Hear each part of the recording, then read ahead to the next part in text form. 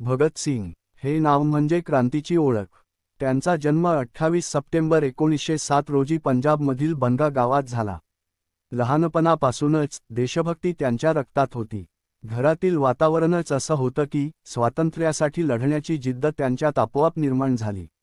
प्रेरणा: जालियनवालाबाग हत्याकांड 1919 आणि लाला लजपतराय यांच्या मृत्यूने भगत सिंगांच्या मनावर खोल ठसा उमटला. तेव्हापासून त्यांनी आयुष्य फक्त देशासाठी जगण्याचं ठरवलं.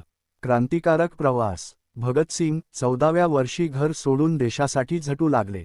त्यांनी Hindustan socialist Republican association HSRA मध्ये सामील होऊन ब्रिटिशांविरुद्ध लढा दिला. 8 एप्रिल 1929 रोजी दिल्लीतील सेंट्रल असेंब्लीमध्ये त्यांनी बटुकेश्वर दत्त यांच्यासोबत बॉम्ब टाकला, पण तो फक्त आवाज करण्यासाठी होता, कुणाला मारण्यासाठी नव्हता. उद्देश होता लोकांना जागरूक करणे. इन्कलाब जिंदाबाद हा घोष देशभर दुमदुमला. शौर्यपूर्ण बलिदान: लाहोर कटात त्यांनी ब्रिटिश पोलीस अधिकारी जॉन सँडर्सची हत्या केली. पकडल्यानंतर त्यांना फाशीची शिक्षा झाली.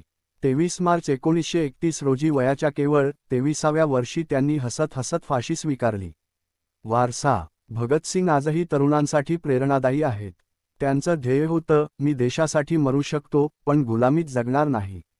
त्यांचं आयुष्य दाखवून देतं की खरी सक्सेस स्टोरी ही पैशात किंवा पदात नसते, तर देशासाठी, समाजासाठी आणि विचारांसाठी केलेल्या बलिदानात असते.